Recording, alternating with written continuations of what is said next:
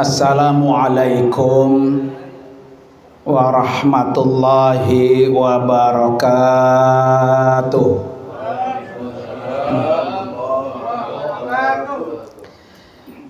Bismillahirrahmanirrahim.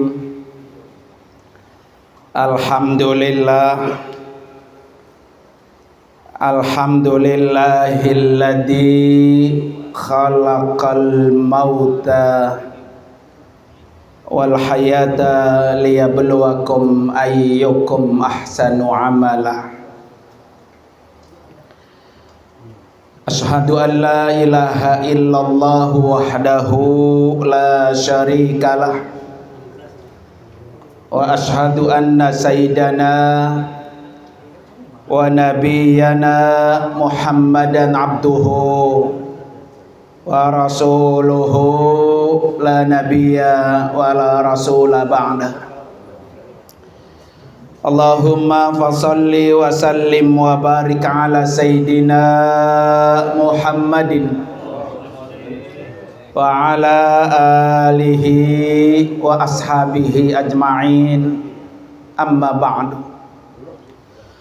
Hadratil mukarramin wal mukarramat, para asatidah wal ustazat, wabil khusus yang sama-sama kita hormati dan kita doakan sahibul huzn, guru kita yaitu Bapak Haji Mahfuz.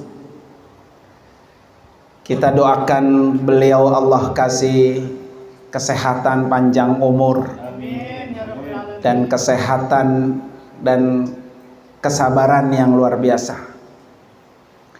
Dan kita doakan juga untuk almarhumah Ustazah Hajjah Yaya Samaniah yang sudah berada di alam kubur.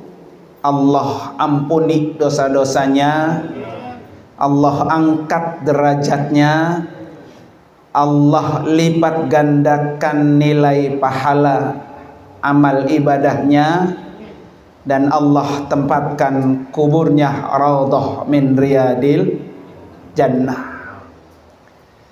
Yang juga sama-sama kita hormati para guru-guru kita yang malam ini banyak banget ya, sehingga insya Allah dengan banyaknya para alim ulama yang hadir semakin menjadi bukti bahwa almarhumah ini adalah min ahlil khair, yaitu sama-sama guru kita al-mukarram Bapak Ustadz Darmin MPD, guru kita al-mukarram Bapak Ustadz Haji Matin SPDI, guru kita al-mukarram Bapak Ustadz Haji Ulumuddin SPDI, guru kita al-mukarram Bapak Ustadz Haji Musahih SPD, dan juga guru kita al-mukarram Bapak Haji Marsad, dan juga Bapak Ustadz Darussalam Bapak Haji Mawardi MPD, Bapak Sulaiman MPD, Bapak Ustadz Mas'ud apa nih? Aswadi SPD, dan juga para guru-guru yang lain yang tidak bisa saya sebutkan satu-satu, namun tidak mengurangi sedikit pun rasa takzim dan hormat saya kepada guru-guru semua. Para bapak hadirin dan hadirat sekalian, malam ini alhamdulillah almarhumah sudah 107 hari. Memang guru Mahfuz jauh-jauh hari sudah menyampaikan WA-nya minta tanggal 7. Kata saya, guru itu mah saya lagi di Mekah, emang sengaja umrohnya kemarin pas Maulid Nabi, jadi tanggal 1 September sampai tanggal 10, pulang kemarin hari Rabu. Alhamdulillah. Saya kata terserah guru dah, mau dimajuin boleh, mau dimundurin boleh. Nah kalau dimajuin belum nyampe 100 katanya. Gitu ya. Akhirnya dimundurin Pak. Alhamdulillah. Silaturahmi dengan keluarga besar Guru Zahruddin ya, buat saya pribadi ini udah seperti orang tua sendiri. Rasanya kalau beliau manggil Pak, pokoknya nggak boleh nggak datang ya. Alhamdulillah. Waktu beliau meninggal, saya lagi di mana tuh Guru? Jual juga, dibuka juga. Iya lagi haji ya. Kita lagi haji Pak ya. Iya lagi haji. Saya kata ya Allah, saja Haja Samaniyah ya. Beliau ini Pak, kalau anak sekarang bilangnya besti ya. Beliau salah satu besti saya. Karena dulu waktu pertama kali Jambore At-Taqwa putra dan putri dipisah Pak. Kebetulan saya tahun 93 itu panitianya. Periode saya 93. Beliau itu kan sama saya kacak 3 tahun. Beliau kelas 3 Aliyah, saya kelas 3 Sanawiyah. Nah saya kelas 3 Aliyah, beliau berarti PTA udah tingkat 3. Ya. Dan waktu itu panitia perempuannya hanya boleh PTA. Nah, rombongan beliau lah itu. Dari situ saya kenal dekat dengan almarhumah. Memang orangnya ya sangat baik. Ditambah lagi memang adiknya beliau saja Azizah itu ya satu angkatan dengan saya. Para bapak hadirin sekalian, pada malam ini kita akan banyak dikasih pelajaran, dikasih nasihat oleh almarhumah. Karena bagaimanapun Pak, saya tetap minta bocoran sama suami beliau. Almarhumah ini kelebihannya apa aja selama beliau hidup. Dan ini penting Pak buat kita yang masih hidup ya. Ternyata ketika beliau kasih Pak ke saya, Masya Allah, luar biasa, banyak banget Pak. Dan kayaknya saya nggak mampu kayak beliau. Malam ini saya ringkes Pak ya. Nanti kalau ada waktu kita terusin lagi. Ya, karena emang banyak banget. Ini kalau peribahasa orang Mak, kalau belum mati jangan dikuburin ya, karena orangnya terlalu baik Pak.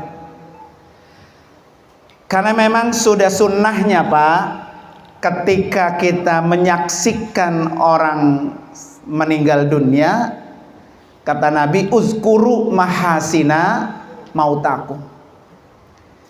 Sebutin kebaikan-kebaikannya. Wakufu an masawihim.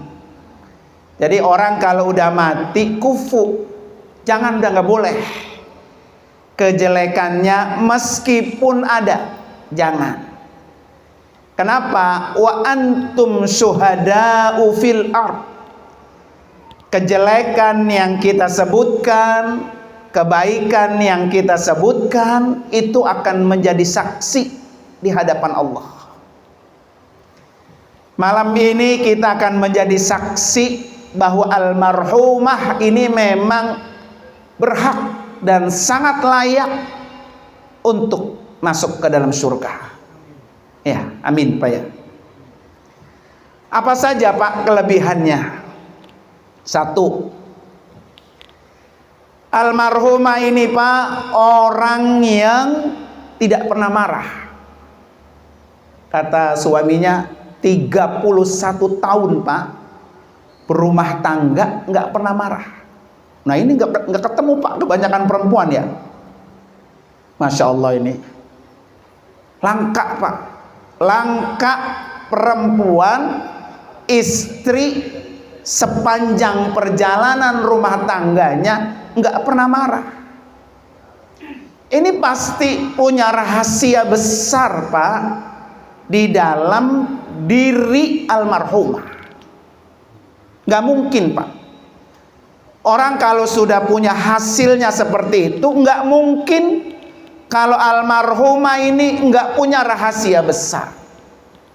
31 tahun, Pak, bukan perjalanan yang singkat, panjang. Namanya rumah tangga ada lika-likunya. Ada senangnya, ada susahnya, ada merengutnya, Pak ya. Ada senyumnya, ada bahagianya. Ini 31 tahun, Pak, nggak pernah marah. Maka orang yang tidak pernah marah, Pak, dan bisa menahan amarahnya, Pak, dalam satu riwayat dari Abu Darda meriwayatkan bahwa ada seseorang minta kepada Rasulullah, "Ya Rasulullah, berikan saya amalan yang bisa membuat saya masuk surga." Kata Nabi, "La taghdab walakal jannah." Nih, paham, Pak?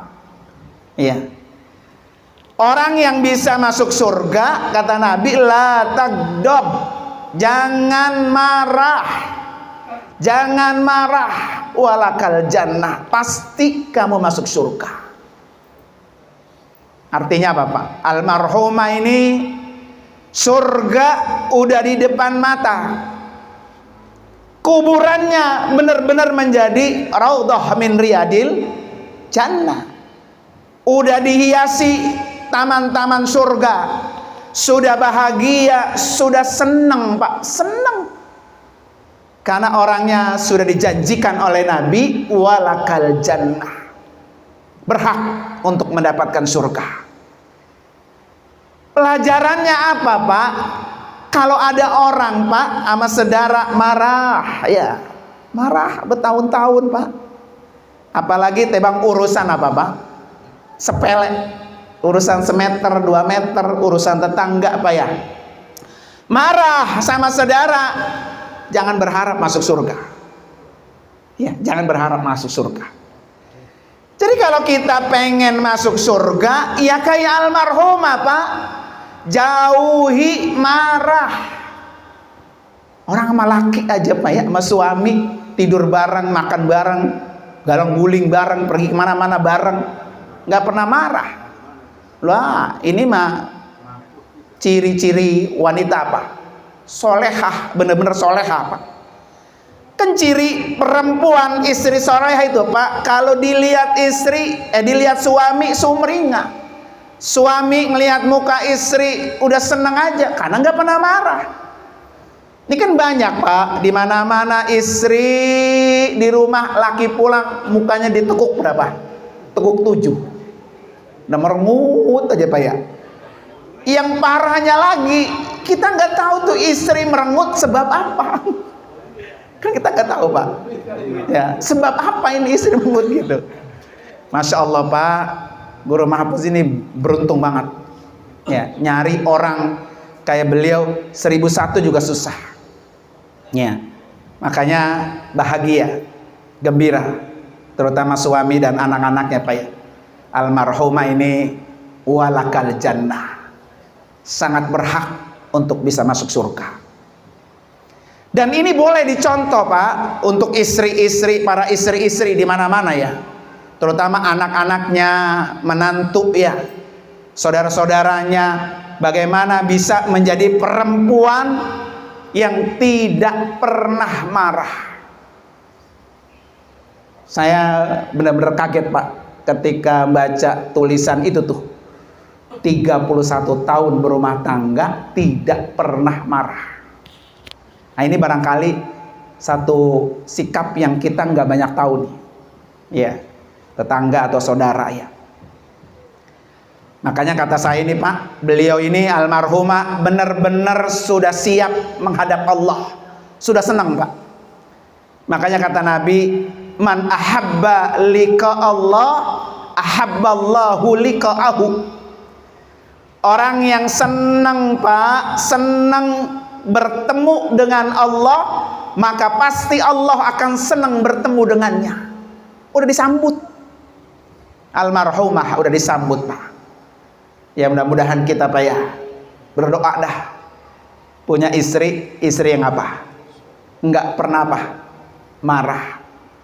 Makanya ada satu doa Pak, kalau kita tawaf itu Pak, ada satu doa yang kalau saya tawaf itu enggak saya tinggal tuh Pak.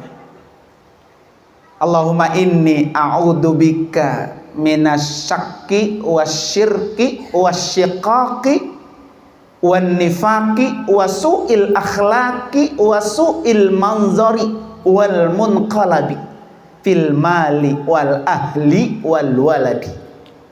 Ya. Apa yang kita minta?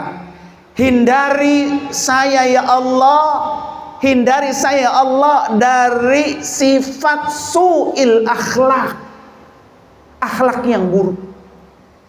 Kadang kita lupa Pak, kalau kita berdoa yang sering kita minta, ya Allah sehatkan saya, kasih panjang umur saya, kasih rezeki yang banyak, anak-anak yang soleh dan solehah, berkah, begitu Pak ya. Tapi kita lupa kalau kita ini Pak punya sifat buruk. Siapapun orangnya Pak, punya sifat jelek. Ya. Nah sifat jelek itu kita minta kepada Allah supaya diapain? Dijauhkan. Jadi hindari. Nah mudah-mudahan Pak ya. Makanya ketika kita tawaf itu Pak, itu doa itu termasuk doa yang sangat penting tuh, supaya dijauhkan daripada su'il akhlak, ya, akhlak yang buruk. Para bapak dan hadirin dan hadirat sekalian, kelebihan yang kedua, almarhumah ini Pak orang yang rajin berpuasa. Puasa itu Pak adalah pekerjaan ibadah yang paling berat. Kita kan ibadah banyak tuh Pak ya. Ada sholat, ada zakat, ada sedekah, ada haji, ada umroh, ada jihad Pak ya. Dari sekian ibadah yang begitu banyak Pak, yang paling berat itu puasa. Puasa paling berat. Kenapa puasa paling berat? Karena ketika puasa dilarang makan, dilarang minum, dilarang memasukkan sesuatu ke lubang, termasuk lubang depan. Makanya orang puasa nggak boleh berhubungan intim, itu dilarang. Sampai beduk maghrib panjang Pak, 14 jam. Dan yang berpuasa bukan hanya mulut, tapi semua mata ikut puasa, telinga ikut puasa, kemaluan ikut puasa. Kata orang ibadah haji paling berat. Tapi ibadah haji boleh makan, boleh minum, boleh berhubungan intim. Lah guru Musohi berapa kali kemarin?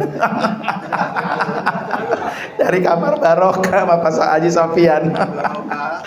Ini bestie saya Pak, kemarin satu hotel sama saya. Beliau lantai 16, saya lantai 4. Tapi kalau kegiatan Qiyamul Lail ngikutnya ke rombongan saya. Karena kebetulan saya kan KBH-nya baru Pak, ABWAC, jadi kemarin cuma bawa 25 orang plus terpisah jadi 36 orang. Nah beliau melihat saya satu hotel, nimbrung dan ngikut ya, sampai tawaf ifadohnya juga ngikut, alhamdulillah. Jadi nyambung lagi saudaranya. Artinya ketika kita pergi haji Pak berat, tetapi boleh makan, boleh minum, boleh berhubungan suami istri. Puasa enggak Pak. Nah pekerjaan yang berat beliau lakukan tuh. Bahkan kata suami beliau sampai lagi sedang lelah-lelahnya sakit Pak ya, masih tetap berpuasa. Makanya orang yang sering berpuasa disiapkan oleh Allah apa Pak? Babur Rayyan. Ya. Tadi yang pertama udah disiapkan surga karena nggak pernah marah. Amalan yang kedua, almarhumah ini udah disiapkan babur Rayyan, pintu Rayyan di surga. Jadi di surga itu ada namanya pintu Ar-Rayyan, karena surga itu punya 8 pintu. Salah satu pintunya Ar-Rayyan. Pintu Ar-Rayyan ini hanya dimasuki oleh orang-orang yang berpuasa.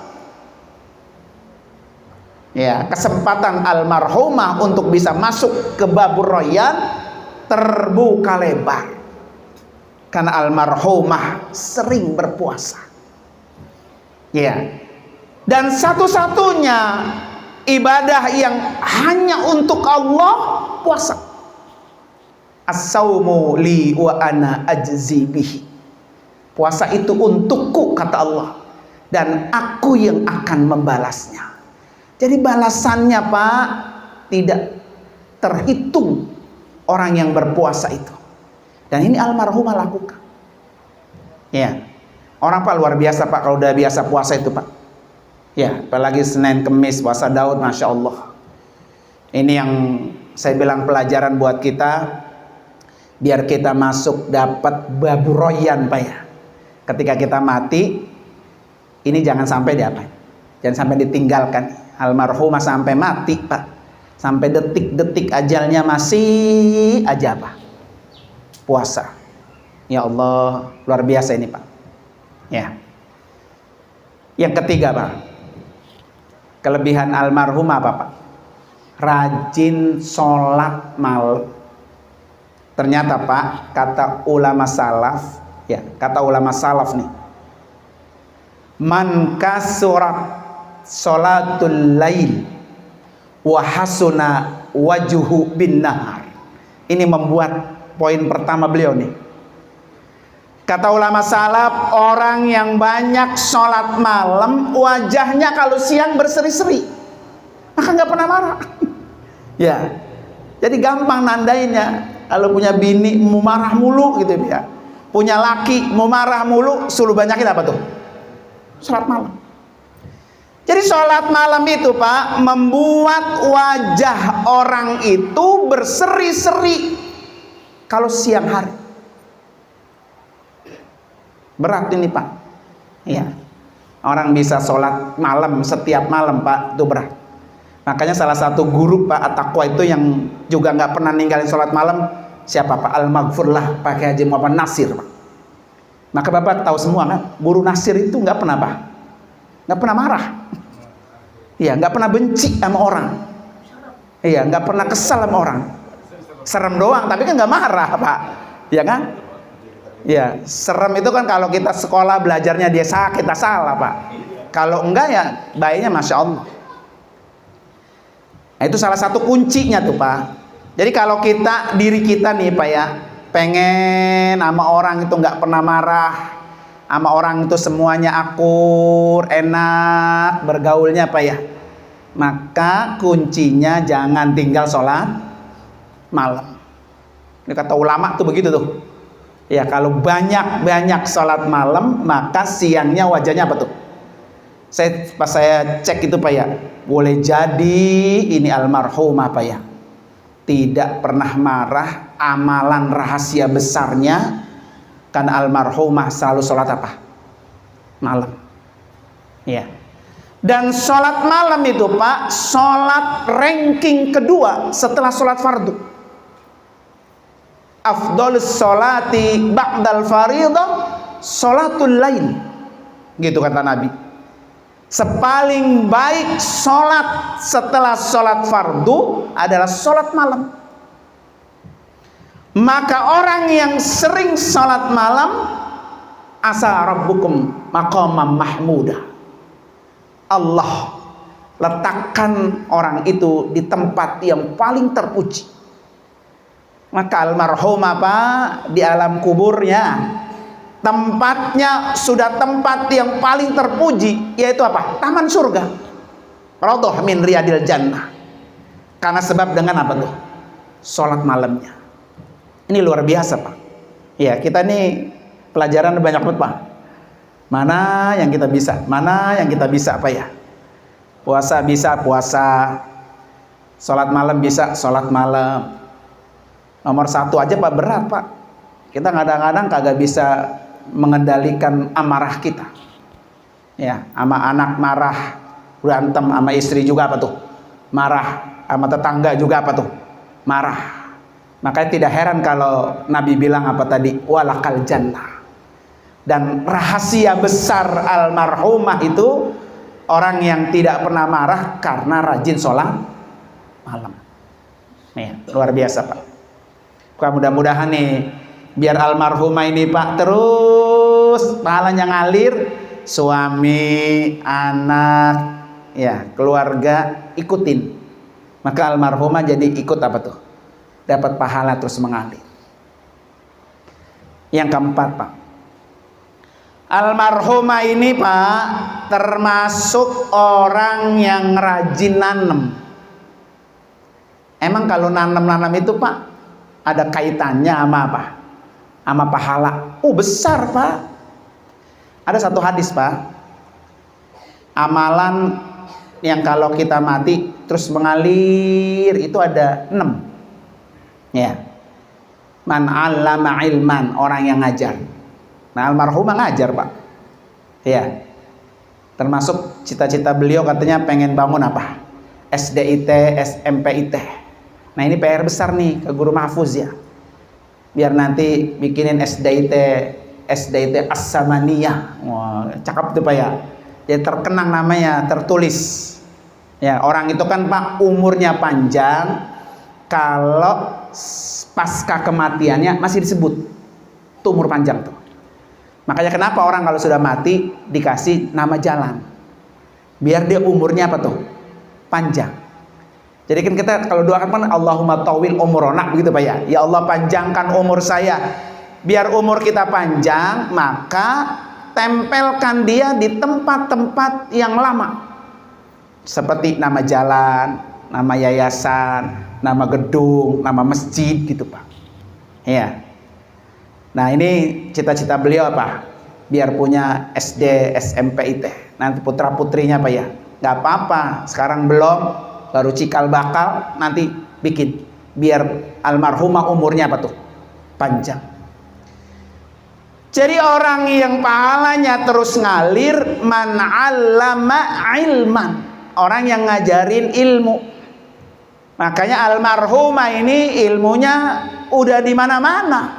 Baik anak-anak, baik nenek-nenek, orang dewasa dipakai terus disebar Pak ya. Itu ngalir terus investasi di alam kubur.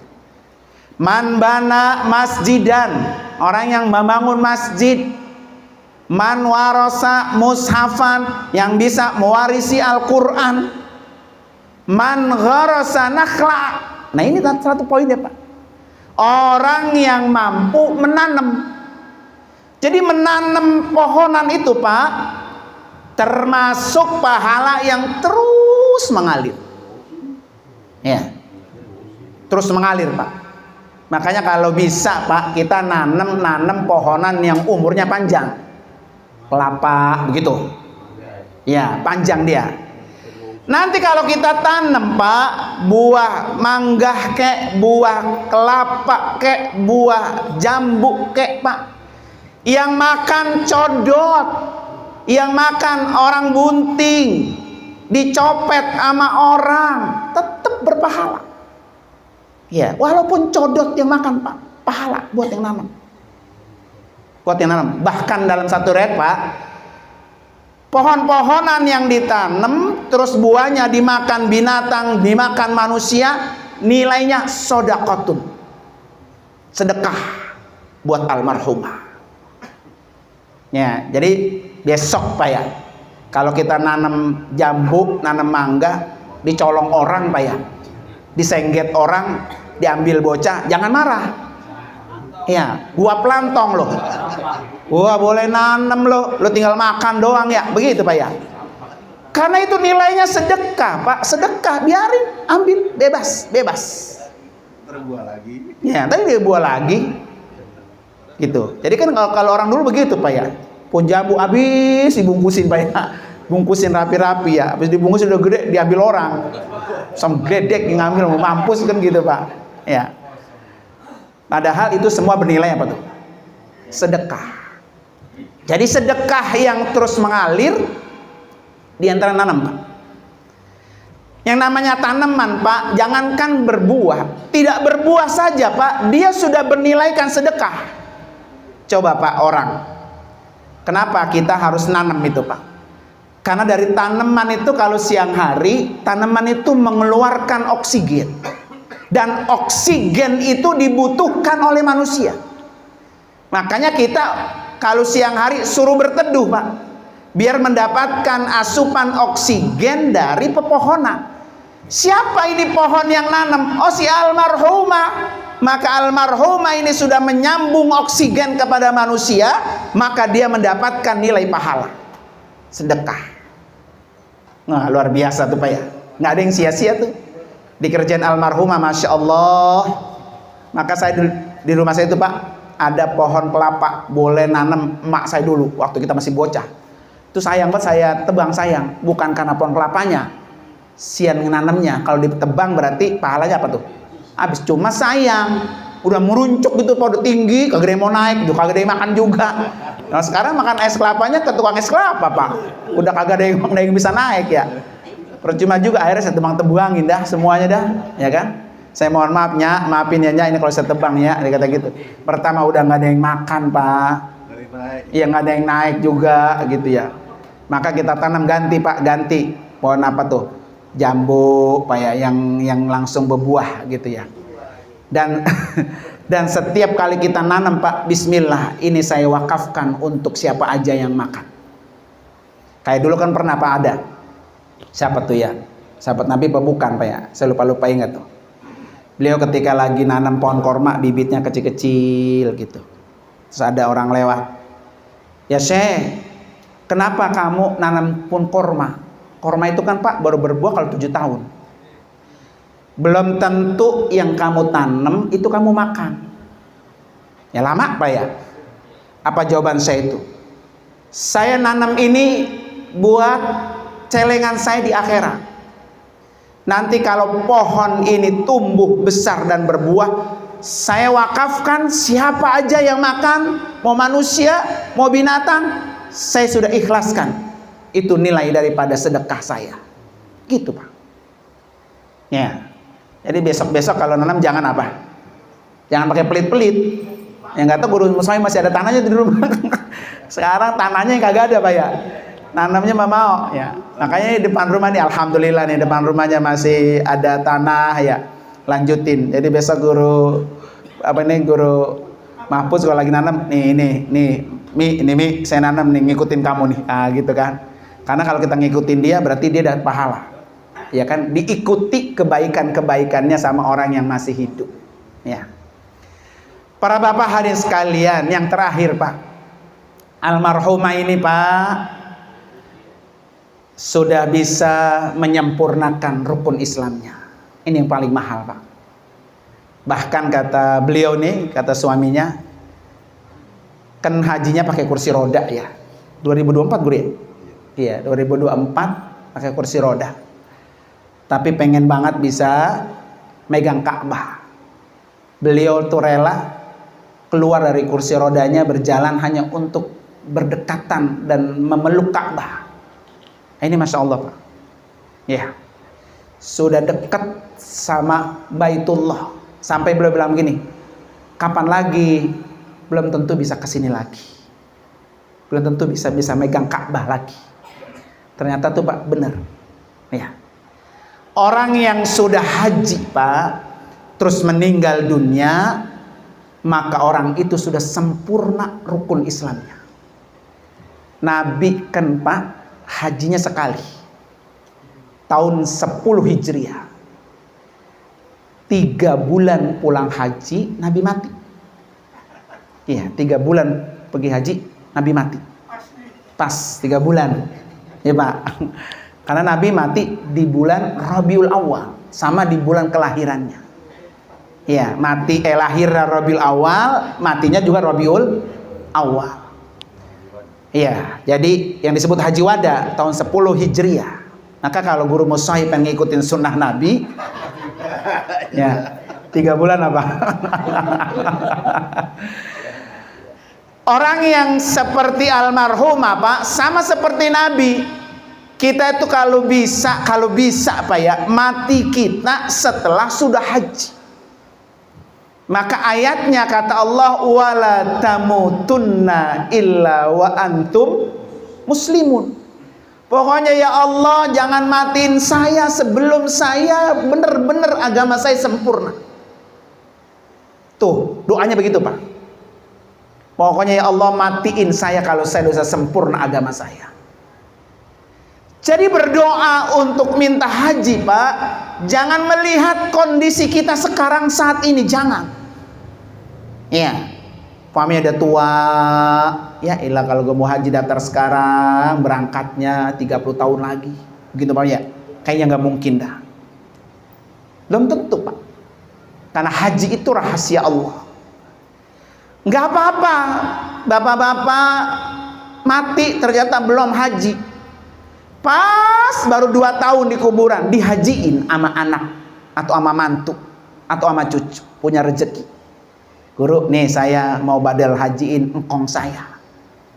Itu sama Pak, mendapatkan rukun Islam yang sempurna seperti almarhumah.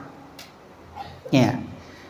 Almarhumah ini Pak, orang yang sudah merasakan dilantik oleh Allah secara langsung di Arafah. Ya, di Arafah, walaupun kondisinya saat itu kayak gitu, bahkan nyaris mau gagal Pak ya. Almarhumah nyaris mau gagal, nggak bisa berangkat haji, tapi memang Allah sudah tentukan tahun itu almarhumah akan dilantik oleh Allah di Arafah, tanggal 9 Zulhijjah. Al-yauma akmaltu lakum dinakum, gitu kata Allah. Hari ini aku sempurnakan agamamu. Jadi orang-orang yang sudah datang ke Arafah dan dilantik oleh Allah di Arafah, maka orang itu mendapatkan agama yang sempurna. Bahkan bukan sempurna aja Pak, waraditu lakumul islama dina. Agama yang diridhoi oleh Allah itu agama Islam. Almarhumah Pak menghadap Allah dengan beragama Islam yang sempurna. Almarhumah menghadap Allah, Allah ridho. Allah ridho. Kan yang paling mahal itu Pak, 2. Ridho Allah dan rahmat Allah. Ya. Untuk mendapatkan rahmat Allah, kerjakan yang baik-baik. Makanya almarhumah Pak udah pasti masuk surga dengan rahmat Allah. Kenapa? Karena selama hidupnya melakukan yang baik-baik. Inna rahmatallah qaribun minal muhsinin, gitu kata Allah. Sesungguhnya rahmat Allah sangat dekat orang-orang yang berlaku baik. Yang kedua, ridho Allah. Mana ridho Allah? Nah ini pergi haji, dilantik oleh Allah, disempurnakan agamanya oleh Allah, waraditu, aku ridho, kata Allah. Ya, Islam sebagai agamanya. Nah, Masya Allah Pak. Ya, almarhumah di alam kubur sudah menikmati. Kita belum tentu Pak. Yang masih hidup kita belum tentu. Makanya kita harus menganggap Pak, Maya, kalau besok kita mati. Setiap saat begitu Pak. Kita harus bilang sama diri kita, besok saya mati. Kalau besok saya mati, apa yang udah kita bawa? Puasa Ramadan doang. Kalau di luar Ramadan temah Pak ya. Capek gitu ya. Kemudian qiyamul lail ya kadang-kadang. Ya. Kemudian apa? Baca Quran ya kadang-kadang. Makanya yang kita bisa itu yang kita istiqomahkan Pak. Umpamanya Pak, baca Quran. Al-Quran aja Pak, kalau kita baca, syafi'an li ashabi, udah pasti akan membantu kita, memberikan syafaat. Puasa juga sama Pak. Kan kata Nabi, as-siyamu wal Qur'anu yashfa'an. Puasa dan Al-Quran kedua-duanya memberikan syafaat. Ini Quran Pak akan datang ke almarhumah. Kata Quran, fasyafi'ni ya Rabb, izinkan saya ya Allah untuk memberikan syafaat kepada orang ini, karena orang ini tidak pernah meninggalkan saya. Al-Quran. Puasa yang dilakukan oleh almarhumah pun datang Pak menemui almarhumah. Kata puasa, fasyafi'ni ya Rabb, izinkan saya, kata puasa, untuk memberikan syafaat kepada orang ini, karena orang ini selalu berpuasa. Oh Pak, Masya Allah Pak ya. Wah udah gak habis-habis dah Pak. Yang penting kita ada Pak ya, yang masih hidup nih. Mudah-mudahan kita 1, 2 poin, 3 poin aja Pak yang ada di almarhumah kita bisa kerjakan. Alhamdulillah. Yang penting 1 Pak, jangan pernah disebut-sebut kalau masih hidup mah. Ya, karena kalau disebut-sebut pahalanya jadi habis. Orang kalau pahalanya tetap ngalir disebutnya kalau udah mati. Karena ada perintahnya, uzkuru maha sinamautakum. Tapi masih hidup jangan. Itu tanah yayasan wakaf, boleh siapa kalau bukan bapak gua? Nah, begitu ya. Nah, disebut-sebut tuh. Ya. Atau kalau enggak dikasih tahu, nih gua mau jariah 10 juta, lu umumin ya. Nah, begitu. Ya kan dikasih tahu ke orang lain. Itu jadi nilai pahalanya apa tuh? Hilang. Atau qiyamul lail dikasih tahu ke orang lain, baca Quran dikasih tahu ke orang lain, puasa sunnah Pak dikasih tahu ke orang lain, jangan. Selama kita masih hidup, amal sunnah kita jangan pernah dikasih tahu ke orang lain. Emang sih kagak ngomong Pak zaman sekarang.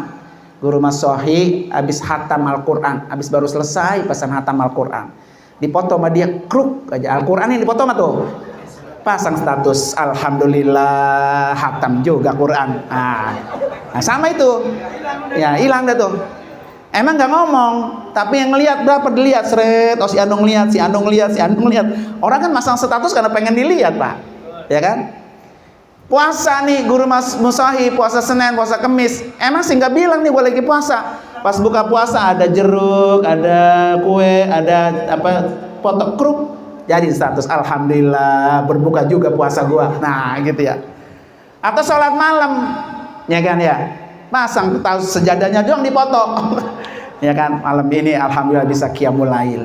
Nah, itu sama tuh. Makanya urusan yang sunnah jangan pernah dikasih tahu ke orang lain. Nilai pahalanya apa tuh? Habis. Ya, ntar kalau pengen saya sebutin ya, ntar kalau saya tahlil 7 harinya, nah gitu bisa, ya kan?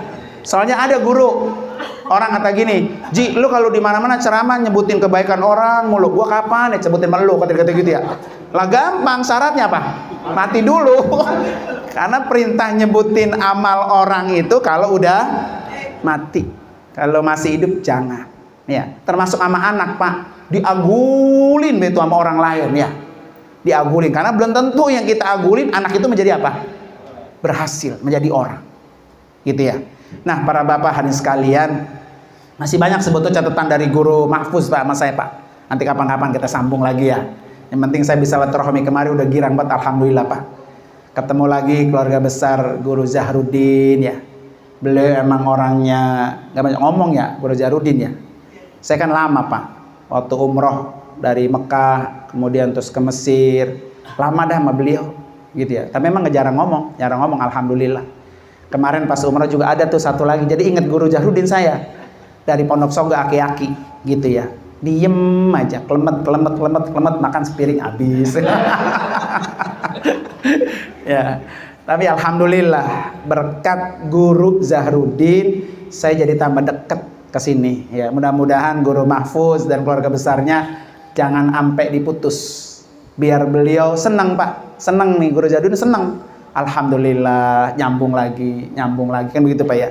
Mari sama-sama kita baca suratul Fatihah khusus untuk almarhumah. Ya Allah angkat derajatnya, Allah tempatkan kuburnya radhah min riyadil jannah. Yang kedua Fatihah juga buat suaminya biar kuat ya. Kayaknya udah ada yang diiri-iri ya. Ya nggak apa-apa. Ini itu tambahin lagi deh ya. Jadi buat anak-anaknya ya, buat anak-anaknya nggak apa-apa. Ikhlasin kan banyak Pak. Yang datang sama saya banyak Pak. Kemarin saya ceramah di Pisangan. Dia datang. Begini juga sama. Haul cuman dia mah. Guru nanti kalau ceramah jangan lupa ya biar saya bisa kawin. Anak saya kagak boleh, bisa nih katanya begitu ya. Ya, saya bilang kalau jadi anak, memang kan kadang anak begini Pak. Bapak mau ngapain sih? Kita udah pada gede. Bapak meminta apa? Ya yuk kayak kita melayani. Udah apa lagi yang mau dicari gitu ya. Yang lain bisa dilayani Pak, di kasur kagak bisa. Ya kan? Lah orang masih seger kalau udah layu kali ya. Lah masih bisa berdiri mah biarin dia nyari gitu ya. Nah, baterainya masih setrumnya masih pol ya. Biarin dia nyarinya. Maka anak-anaknya doain aja. Biar beliau paling kagak nanti dapat gantinya ya sama dah sama saja sama dia atau lebih baik. Ya Pak. Hah? Udah tenang lagi. Pokoknya besok diundang aja. Mari kita doain, mudah-mudahan Allah berikan kelancaran segalanya. Ala hadini al-Fatihah. A'udzubillahi minasyaitonir rajim. Bismillahirrahmanirrahim. Alhamdulillahirabbil alamin arrahmanir rahim maliki yaumiddin iyyaka na'budu wa iyyaka nasta'in ihdinas siratal mustaqim siratal ladzina an'amta 'alaihim ghairil maghdubi 'alaihim waladdallin amin. Terima kasih dan mohon maaf. Hadanallahu wa iyyakum ajmain. Assalamualaikum warahmatullahi wabarakatuh.